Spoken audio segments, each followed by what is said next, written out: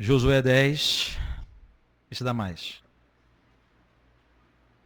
Sim, isso. Do versículo 16 ao 27. Josué 10.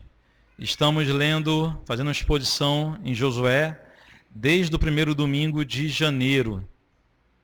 Chegamos hoje ao capítulo 10, no versículo 16 ao 27. Eu vou ler a palavra de Deus para os irmãos, podem acompanhar, vai ser projetado também. E diz assim: Aqueles 5 reis, porém, fugiram e se esconderam numa cova em Maquedá, e anunciaram a Josué. Foram achados os 5 reis escondidos numa cova em Maquedá. Disse, pois, Josué: rolai grandes pedras à boca da cova, e ponde junto a ela homens que os guardem, porém vós não vos detenhas. Persegui os vossos inimigos e matai os que vão ficando para trás. Não os deixeis entrar nas suas cidades, porque o Senhor, vosso Deus, já vos entregou nas vossas mãos. Tendo Josué e os filhos de Israel acabado de os ferir com muito grande matança, até consumi-los, e tendo os restantes deles ficaram entrado nas cidades fortificadas, voltou todo o povo em paz ao acampamento e a Josué em Maquedá, não havendo ninguém que movesse uma língua contra os filhos de Israel. Depois disse Josué: abri a boca da cova e dali trazei-me aqueles 5 reis. Fizeram, pois, assim, e da cova lhes trouxeram os 5 reis, o rei de Jerusalém, o de Hebron, o de Jarmute, o de Laques e o de Eglon. Trazidos os reis a Josué, chamou estes todos os homens de Israel e disse aos capitães do exército que tinham ido com ele: chegai e ponde o pé sobre o pescoço destes reis. E chegaram e puseram os pés sobre os pescoços deles. Então Josué lhes disse: não temas, nem vos atemorizeis. Sede fortes e corajosos, porque assim fará o Senhor a todos os vossos inimigos contra os quais pelejardes. Depois disto, Josué, ferindo-os, os matou, os pendurou em 5 madeiros, e ficaram eles pendentes dos madeiros até a tarde. Ao pôr do sol, deu Josué ordem que os tirassem dos madeiros, e lançaram-no na cova onde se tinham escondido, e na boca da cova puseram grandes pedras que estão lá, se encontram até o dia de hoje. Vamos falar com Deus. Senhor Deus, muito obrigado pela leitura de Tua Santa Palavra, mais uma vez aqui em nosso culto, mas clamamos pela atuação poderosa do Espírito Santo, nos fazendo entender o que está escrito em Sua Santa Palavra. Se o Espírito Santo não trabalhar com poder nesse momento, eu falarei em vão, e meus irmãos ouvirão em vão, Pai. Que não seja assim. Que seja mais uma daquelas manhãs em que o Teu nome é glorificado nesse lugar e a Tua igreja é edificada mais uma vez. Em nome do Senhor Jesus. Amém. Amém.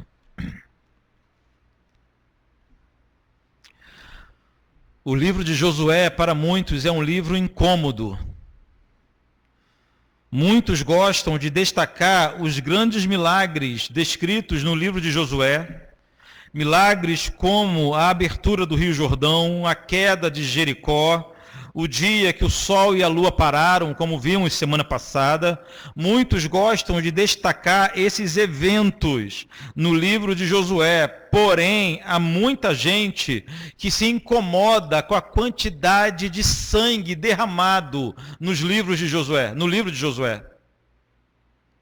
O livro de Josué narra especialmente as batalhas da conquista. Quando Israel, saindo do Egito, atravessou o deserto e entrou na terra prometida. Mas como temos visto desde o início do ano, a terra prometida era habitada por vários povos. Pelo menos 7 povos habitavam em Canaã. Povos esses que Israel recebeu a ordem de não apenas expulsá-los, mas exterminá-los. Por isso que o livro de Josué é regado a sangue derramado, a batalhas terríveis, a guerras sangrentas. A gente lendo os relatos bíblicos, muitas vezes a gente passa batido pelo real sentido do texto. Quando o texto diz que Josué feriu os homens, significa que matou todos eles. Quando diz que destruiu a cidade, significa que a cidade inteira foi morta. Homens, mulheres, crianças, idosos, todos foram mortos nas batalhas das conquistas descritas no livro de Josué. Por isso, muitos têm dificuldade com o livro de Josué, com o livro de Juízes, porque não conseguem conciliar a ideia de um Deus que é todo amor, com esse Deus da Bíblia, em especial nesse período da Bíblia, onde sangue era derramado em nome do Senhor. O texto que lemos hoje é um desses momentos que narra uma batalha sangrenta. A gente lê o texto de forma tão simples e não paramos para pensar na quantidade de sangue derramado nesse período da história. Mas com a graça de Deus, se o Senhor quiser, nós hoje entenderemos por que foram necessárias tantas guerras e tanto sangue derramado. Amém? Semana passada nós vimos que a cidade de Gibeão estava sendo atacada. E quando os gibeonitas foram atacados por seus vizinhos, 5 reis com seus exércitos resolveram atacar a cidade de Gibeão só porque eles souberam que os gibeonitas entraram em aliança com Israel. Os gibeonitas começaram a pagar o preço de se aliançarem com o povo de Deus. Então os 5 reis se reuniram e atacaram Gibeão. Os homens de Gibeão não tiveram outra alternativa senão pedir socorro a Israel, que eles tinham acabado de se aliançar. Vimos semana passada que, honrando a aliança, Israel se aliançou com os gibeonitas de forma enganada. Ainda assim, honrando a aliança, eles correram e defenderam Gibeão.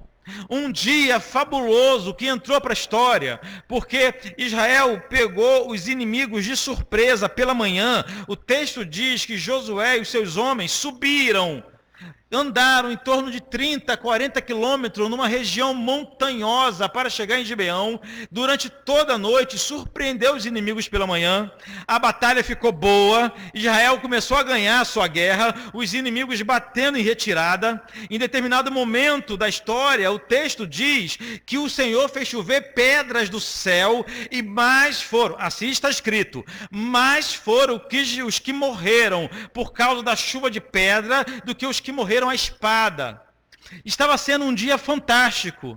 Israel estava tendo a condição de ser vitorioso contra 5 povos em uma única batalha. Ou seja, eles se preparavam para batalhar contra um povo de cada vez. Enfrentaram Jericó, depois enfrentaram Ai, e eles iriam assim enfrentando um povo de cada vez. Mas nesse episódio, do início do capítulo 10, Israel estava tendo a chance de acabar de uma única vez com 5 povos. Mas tinha um problema. O dia estava acabando. A tarde estava chegando, a noite iria chegar. E eles não poderiam guerrear durante a noite. Foi quando Josué orou primeiro ao Senhor e depois deu ordem para que o sol parasse sobre a cidade de Gibeão e a lua parasse lá no vale onde ela estava. E milagrosamente o sol e a lua pararam. O tempo parou para que Josué pudesse acabar a sua luta. A gente viu isso semana passada. Algo espantoso que a gente aprende nesse episódio é que, ao contrário de nós, Josué orou para que a luta não parasse. A gente ora ao Senhor pedindo o quê? Uma pausa, não é verdade? A gente ora, Senhor, eu estou cansado demais, eu quero descansar, me dá uma trégua. Josué não, Josué falou que a luta estava muito boa, a guerra estava muito boa, não vou parar enquanto não acabar com todo mundo. E o texto bíblico diz o seguinte: o sol se deteve sobre a cidade de Gibeão, e a lua se deteve no vale, enquanto Israel não acabou com todos os seus inimigos. Sendo que os 5 exércitos foram vencidos, os 5 povos foram vencidos, porém os reis conseguiram fugir. Os reis desses 5 povos conseguiram fugir e se esconder. Aí entramos no texto que nós lemos hoje. Olha só o que diz o versículo 16, o primeiro versículo que nós lemos hoje. Aqueles 5 reis, porém, fugiram e se esconderam numa cova em Maquedá. Preste atenção. O que primeiro chama atenção nesse ponto é que esses homens estavam correndo, estavam fugindo de uma guerra que eles mesmos procuraram. Não tinha guerra. Não tinha por que eles guerrearem contra Gibeão. Estava cada um no seu lugar, aflito, esperando Israel chegar. Mas eles buscaram uma guerra, eles planejaram uma guerra, eles arquitetaram uma guerra, eles iniciaram uma guerra e agora estão fugindo da guerra. Estão fugindo de forma vergonhosa. Eles estão fugindo de forma covarde para se esconderem em uma caverna. Ou como o texto diz, uma cova. Mas, irmãos, alguém soube disso? Alguém soube que os 5 reis se esconderam numa caverna e comunicou a Josué. E como Josué era um grande estrategista, olha a ideia de Josué, no versículo 18. Disse, pois, Josué, rolai grandes pedras à boca da cova e ponde junto a ela homens que os guardem, porém vós não vos detenhas. O que Josué estava fazendo? O seguinte, os reis fugiram para a caverna, né? Ou para a cova. Faz o seguinte, rola pedras gigantes aí, prende eles nessa cova e bota homens tomando conta dela. Deixa eles presos lá para onde eles fugiram. Enquanto os reis estivessem presos na caverna, os soldados de Israel se dedicariam a capturar alguns homens que porventura pudessem ter fugido da batalha anterior. Olha o versículo 19. Persegui os vossos inimigos e matai os que vão ficando para trás. Não os deixeis entrar nas suas cidades, porque o Senhor, vosso Deus, já vos entregou nas vossas mãos. Esse era o plano. Essa era a estratégia. Os 5 reis vão ficar presos aí. Depois a gente cuida desses 5 homens. Depois a gente vai cuidar deles. Eles acabaram caindo numa armadilha, não é verdade? Eles criaram para eles próprios uma armadilha. Enquanto Israel ia correr pelos campos, correndo atrás de homens que pudessem ter fugido da batalha anterior. A ordem era não deixar ninguém voltar para a cidade. Eles queriam guerra, então eles vão ficar na guerra até o final. O texto diz que a batalha, enfim, foi finalizada. Dos homens que fugiram, a grande maioria morreu. E alguns conseguiram refúgio em cidades fortificadas. Foi então que Josué voltou a tratar do assunto dos reis presos numa caverna. Não sabemos quanto tempo isso durou. Pode ter durado um dia, uma tarde. Pode ter durado alguns dias. Enquanto não finalizasse, de fato, a batalha, os 5 reis estavam presos na caverna. Olha o versículo 22. Depois disse Josué, abri a boca da cova e dali trazei-me aqueles 5 reis. Fizeram, pois, assim, e da cova lhes trouxeram os 5 reis, o rei de Jerusalém, o rei de Hebrom, o rei de Jarmute, e o rei de Laques, e o rei de Eglon. Estava lá. Os senhores da guerra. Os homens que planejaram e executaram uma guerra desnecessária. Conhece alguém assim? A história está cheia de homens assim. Que arquitetaram guerras, que planejaram e executaram guerras. Atualmente há homens assim, arquitetando e executando guerras desnecessárias. Aqueles homens que eram os mais poderosos dos seus dias, pelo menos em suas cidades, em seus reinos, estavam presos numa caverna e agora foram capturados e levados para a frente de Josué. Não tem como nós pensarmos, sabermos, né, o que eles pensaram enquanto estavam presos na caverna. De repente nem entendeu o que aconteceu, a caverna de uma hora para outra fechou. Foi um desastre natural ou não? O que nós sabemos, irmãos, é que eles foram levados, conduzidos para a frente de Josué e do exército de Israel para, em primeiro lugar, serem humilhados. Eles foram humilhados. Olha o versículo 24. Trazidos os reis a Josué, Chamou todos os homens de Israel e disse aos capitães do exército que tinham ido com ele: chegai, ponde o pé sobre o pescoço destes reis. E chegaram e puseram os pés sobre os pescoços deles. O que está acontecendo aqui? 5 reis vieram. Josué, obviamente, mandou que eles deitassem no chão, já estavam no chão. E Josué chamou os capitães, possivelmente 5 capitães, e ordenou que cada um deles colocasse os pés no pescoço de cada um dos reis. Uma cena de completa humilhação.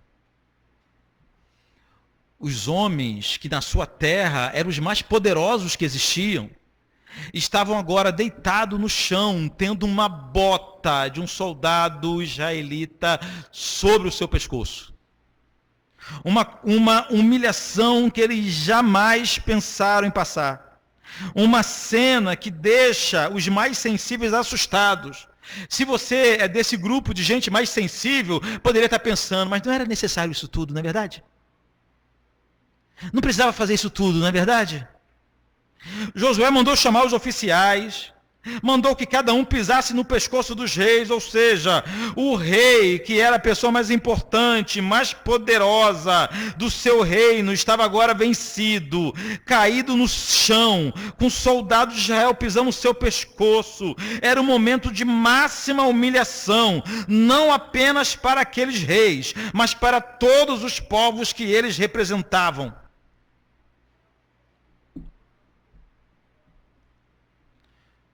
Mas preste atenção, Josué não fez aquilo só por capricho. Não tinha um sentimento que há de vez em quando nos nossos corações de agir só por orgulho, só por capricho. Não foi isso. Josué explicou para os soldados que aquela cena, aquele ato, o ato de pisarem no pescoço de seus adversários, tinha um significado especial. Olha o versículo 25. Então Josué lhes disse: não temas, nem vos atemorizes, sede fortes e corajosos, porque assim fará o Senhor a todos os vossos inimigos contra os quais pelejardes. Josué está fazendo ali uma encenação. Josué está usando aquele momento para que todos vissem o que o Senhor iria fazer com todos os povos. Preste atenção. Josué não disse que assim Israel faria com os inimigos. Josué não disse que seriam eles, Josué e os soldados, que iriam pisar no pescoço ou na cabeça dos povos de Canaã. Não foi isso que Josué disse. Josué disse que o Senhor que faria assim. O Senhor que humilharia aqueles povos cananeus. O Senhor é quem iria subjugar os cananeus. O Senhor quem iria tratar deles daquela forma. Os 5 reis, no final, receberam pena de morte. Eles foram mortos no versículo 26. Depois disto, Josué, ferindo-os, o matou e o pendurou em 5 madeiros, e ficaram ali pendentes dos madeiros até a tarde. A cena, que já era uma cena terrível para os mais sensíveis, vai tomando o contorno mais difícil. Eles foram mortos, os 5 reis foram mortos, a espada, quando o texto diz que Josué os feriu, e depois de mortos, eles tiveram os seus corpos pendurados num madeiro ou num tronco. Ter o corpo exposto publicamente dessa forma, depois da morte, era a mais completa humilhação. Os povos da antiguidade, em especial os cananeus, eles acreditavam que para a pessoa descansar bem depois da morte, deveria ter, sobretudo, um sepultamento digno. Ter o corpo pendurado no madeiro. O madeiro que mais tarde será transformado numa cruz. Aqui ainda não era uma cruz, era um tronco de árvore. Possivelmente até o corpo era pendurado como uma forca. O madeiro poderia funcionar como uma forca de madeira. Por isso que o texto diz que o corpo ficou pendente, pendendo no madeiro até o final da tarde. Corpo pendurado no madeiro era sinal da completa maldição. Corpo pendurado no madeiro, em tese, significava para eles que aquela pessoa não teria descanso, nem mesmo depois da morte. Deuteronômio, capítulo 21, eu vou ler para os irmãos. Deuteronômio 21, versículo 22 e 23, diz assim, se alguém houver pecado passível da pena de morte, e tiver sido morto, e o pendurares no madeiro, o seu cadáver não permanecerá no madeiro durante a noite, mas certamente o enterrarás no mesmo dia, porquanto o que for pendurado no madeiro é maldito de Deus. Assim não contaminarás a terra que o Senhor teu Deus te dá de herança. Ou seja, irmãos, segundo o Senhor, ser pendurado no madeiro era sinal de maldição. E para que a terra não fosse contaminada com essa maldição, o corpo não poderia ficar exposto por muito tempo.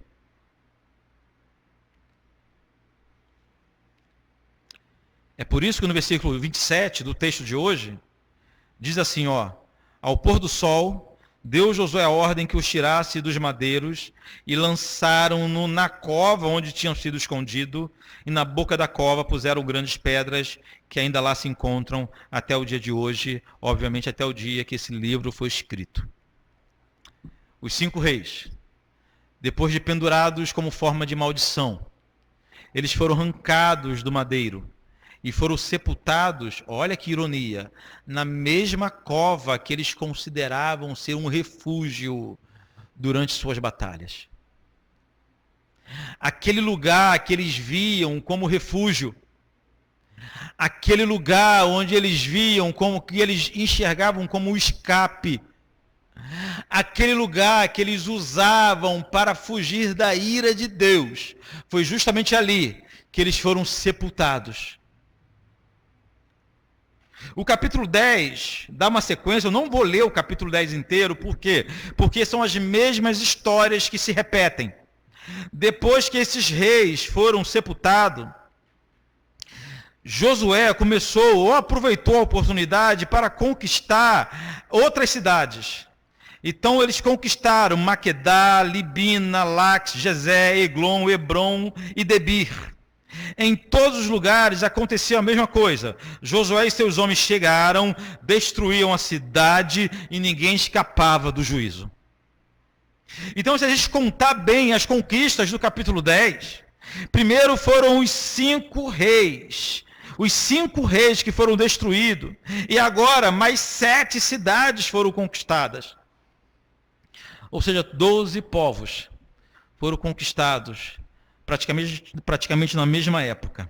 O capítulo 10 vai nos dar a sequência dessas batalhas, e todas as batalhas igualmente sangrentas. Tem irmãos que tentam fugir desse texto bíblico, tem pregadores que pulam texto como esse, porque são textos difíceis. Como que pode destruir uma cidade inteira, com mulheres, com jovens, com crianças de colo, todo mundo morria, a espada de Josué, mas é o que o texto diz, e não podemos ocultar o que está escrito. O capítulo 10 termina com um resumo das conquistas. O capítulo 10, a partir do versículo 41, olha o que diz. Feriu-os Josué, desde Cades-Barneia até Gaza, como também toda a terra de Gósen, até Gibeão. E de uma vez tomou Josué todos estes reis e suas terras, porquanto o Senhor, Deus de Israel, pelejava por Israel. Então Josué e todo Israel com ele voltou ao arraial em Gilgal. O que chama atenção aqui no versículo 42 é que quem estava em guerra era Deus. O primeiro ponto que não precisamos esquecer é que não era Israel quem estava em guerra. Ao olho nu, quem olhava de fora achava que era Israel, que estava numa guerra de expansão, tomando território, como a Rússia está tentando fazer agora, tomando território numa guerra de expansão. Mas não era isso que estava acontecendo. Quem estava em guerra era o próprio Deus. Foi Deus quem decidiu eliminar aqueles povos e purificar Canaã.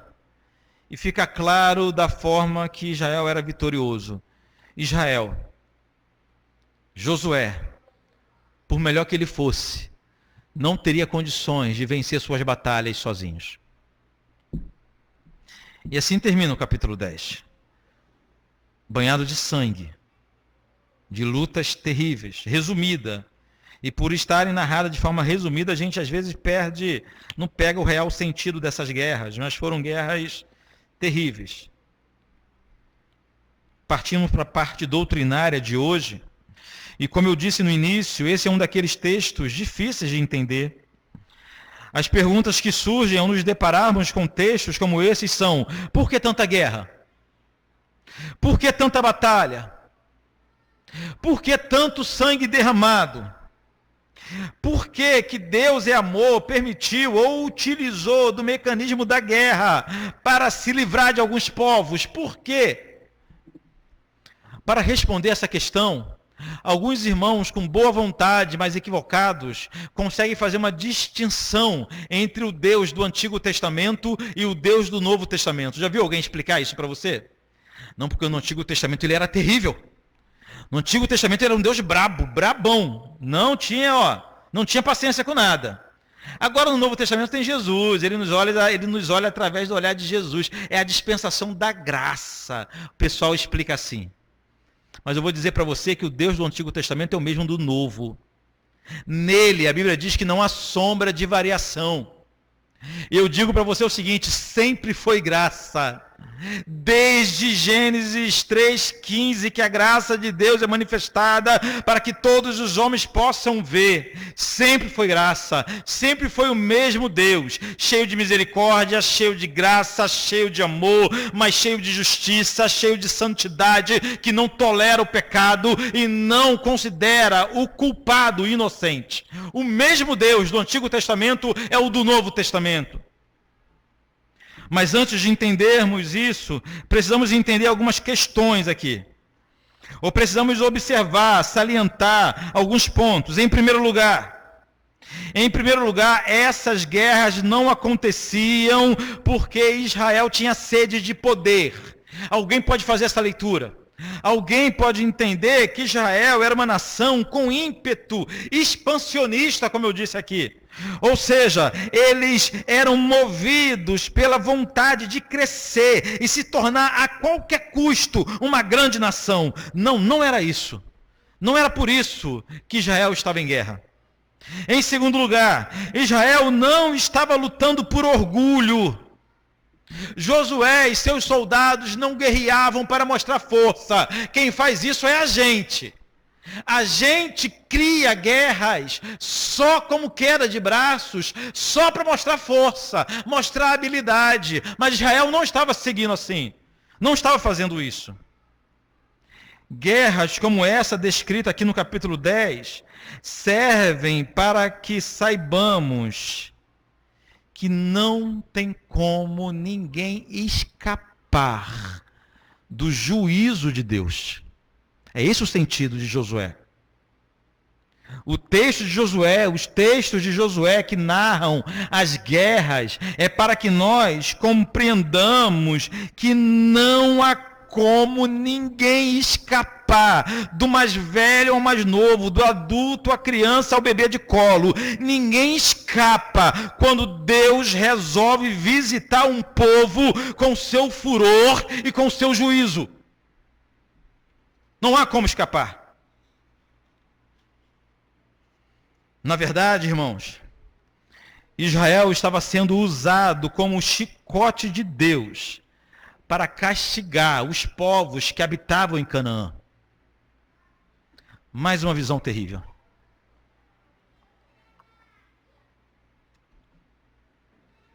Para uma sociedade acostumada só com Deus que é amor, para uma sociedade acostumada com Deus fraco, um Deus meio afeminado que criaram hoje, passivo, esquisito, estranho. Tem dificuldade de entender que quando o Senhor tem o seu cálice da ira transbordado, Ele visita povos inteiros com seu juízo. E quem diz isso é a Bíblia. Não somos nós que inventamos isso.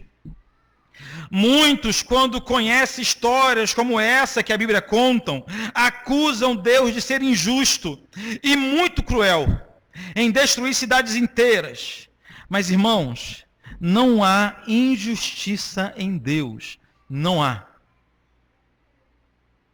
Essas 11 nações descritas aqui no capítulo 10 eram povos terríveis, que por séculos afrontaram a Deus com suas perversidades. Por séculos. Eles praticavam terríveis abominações.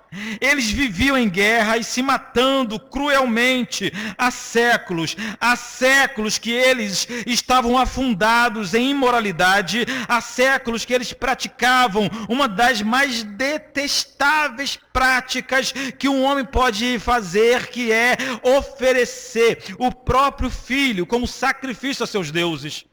Havia sacrifício humano em Canaã. Havia a prática de pegar bebê recém-nascido e oferecer em sacrifício de holocausto aos seus deuses. E isso aqui é uma terrível abominação. Por isso que nós comparamos o sacrifício humano, o sacrifício de bebês feito no passado, ao aborto da modernidade. É a mesma coisa, é gente matando criança para viver bem, para viver em paz.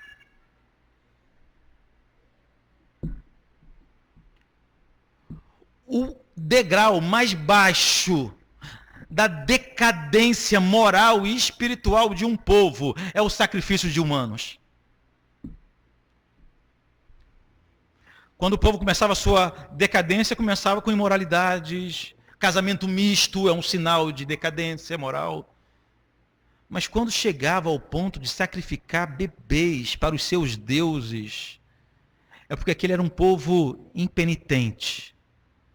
Um coração duro ao ponto de não se arrependerem mais. Eu estou dizendo isso para vocês terem noção de que não havia inocentes em Canaã. Entre os cananeus ninguém era inocente, pelo contrário.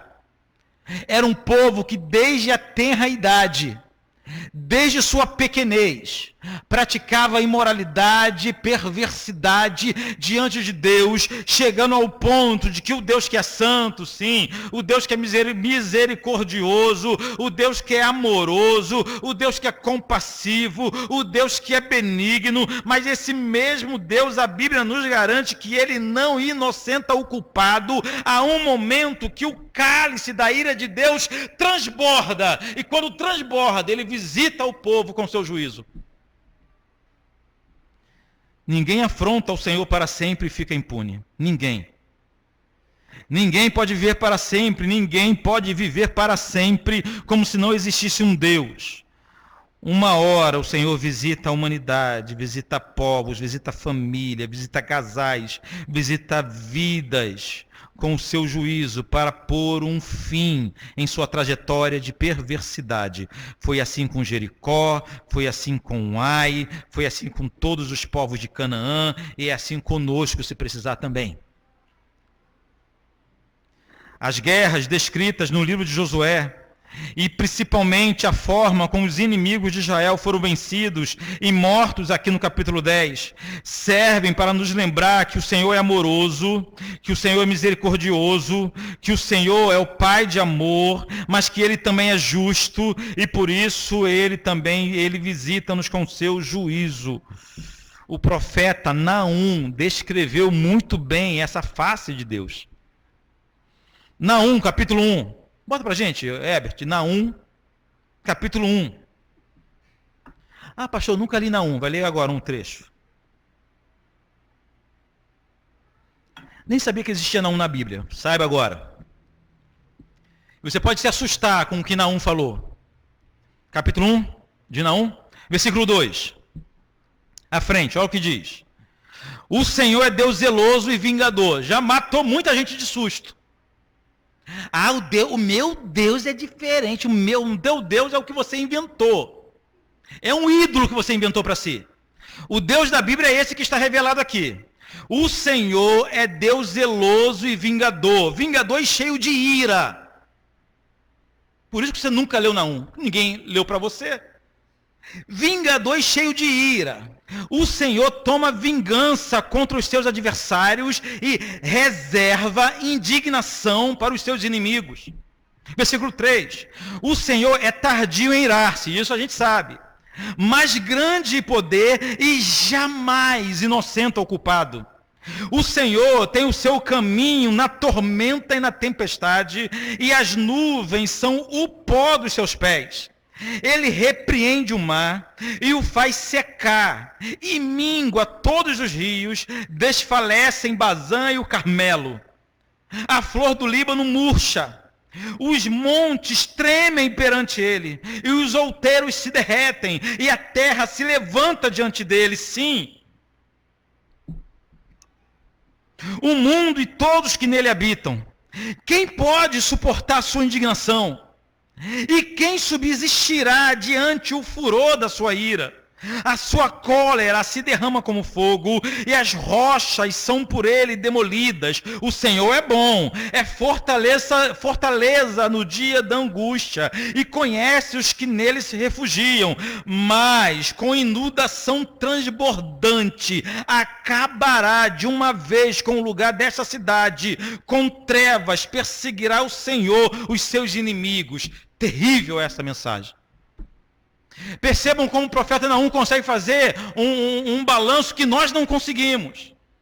A gente erra nas extremidades, a gente polariza, ou na nossa concepção. Deus é todo bom, todo amor, e ignora o nosso pecado, ou a gente vai achar aqueles religiosos também, que acreditam que Deus é só ira, é só maldade, e não nos suporta mais. Naum está falando o seguinte: ele é bom, ele é misericordioso, ele é uma maravilha, ele é fortaleza no dia da angústia, mas ele não inocenta o culpado, e o seu caminho, isso aqui é assustador, o seu caminho é na tormenta.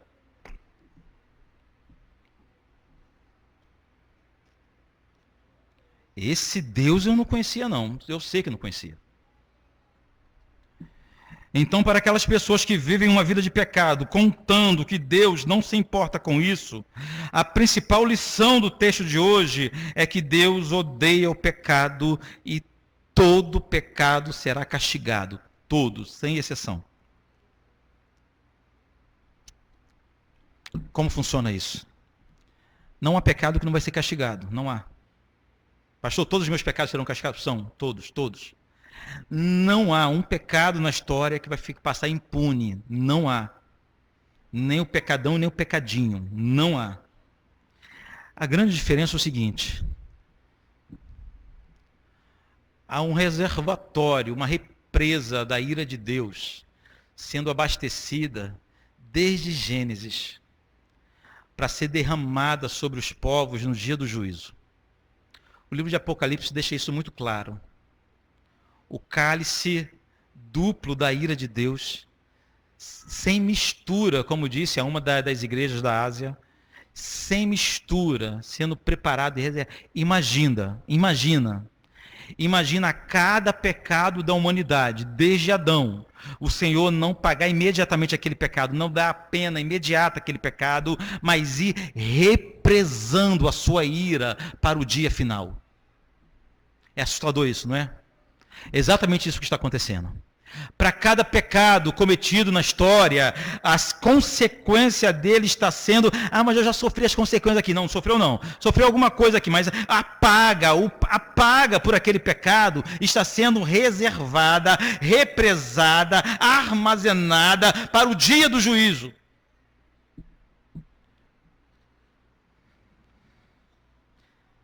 Mas a boa notícia é que para aqueles que estão em Cristo Jesus, a nossa parte desse furor foi derramada sobre Jesus. A boa notícia é que se você compreende que Cristo é o seu Salvador, A parte que te caberia desse reservatório da ira já foi lançada sobre Jesus. O cálice que ele temeu beber quando estava no jardim do Getsêmani, quando ele disse: Pai, se for possível, passa de mim esse cálice, é o cálice da ira que nós deveríamos beber. O pai olhou para o filho e falou: você vai beber, porque se você não beber, o Rony vai ter que beber essa ira, o Júnior vai ter que beber essa ira, a Tayane vai ter que beber essa ira, o Reinaldo vai ter que beber essa ira, o Sérgio vai ter que beber, os meus servos terão de beber, os meus filhos terão que passar por esse derramamento da ira divina sobre eles, para que isso não acontecesse. A nossa porção, o que era nosso, nesse reservatório de Deus, foi derramada sobre Cristo na cruz do Calvário, e hoje nós podemos ter paz com Deus. Aleluia. Aleluia. Não fosse Jesus, aí sim estaríamos perdidos. O homem sem Deus tem verdadeiros motivos para temer a morte e temer o último dia. Nós não temos mais. Não porque somos bons, não porque a gente acerta, não porque a gente parou de pecar. A gente peca, vocês sabem disso. Toda semana? Todo dia. A gente peca todo dia. Mas os nossos pecados, ou a paga deles, já foram lançados sobre Jesus. Quando o Senhor resolveu derramar fogo que consumisse toda a cidade de Sodoma, foi por causa da multidão de seus pecados. Quando o Senhor resolveu derramar água que matasse toda a humanidade nos dias de Noé, foi por causa da multidão de seus pecados. Quando o Senhor resolveu eliminar todos os povos de Canaã, foi por causa da multidão de seus pecados. E chegará o dia que o Senhor visitará a humanidade com o furor da sua ira, por causa da multidão dos seus pecados. E só há um jeito de escaparmos disso: nos refugiando em Jesus.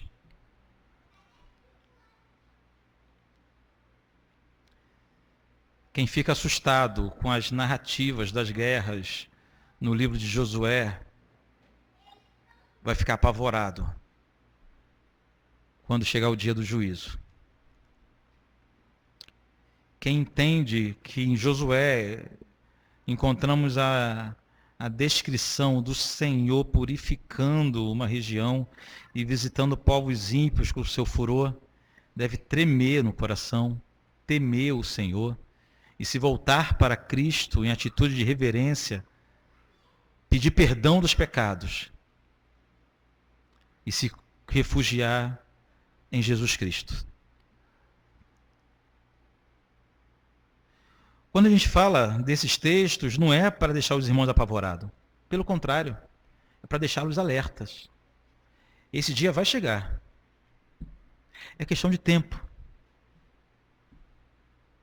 Pode ser daqui a 1 ano. Pode ser daqui a 10 anos. Pode ser daqui a 10 mil anos. Pode ser hoje à tarde. Ou de repente a gente nem saia daqui.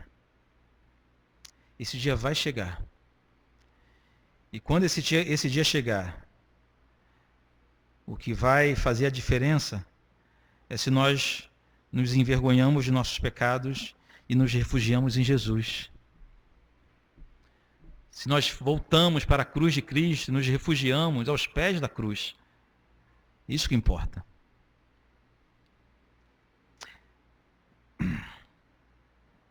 Nós vamos prosseguir no livro de Josué ainda algumas semanas. Mas que você fique com isso, tenha isso sempre em mente. Sempre em mente. Não há injustiça da parte de Deus. Não há inocentes diante do Senhor. Todos são pecadores. Todos são pecadores. A diferença é que uns se refugiam em Jesus. Vamos orar.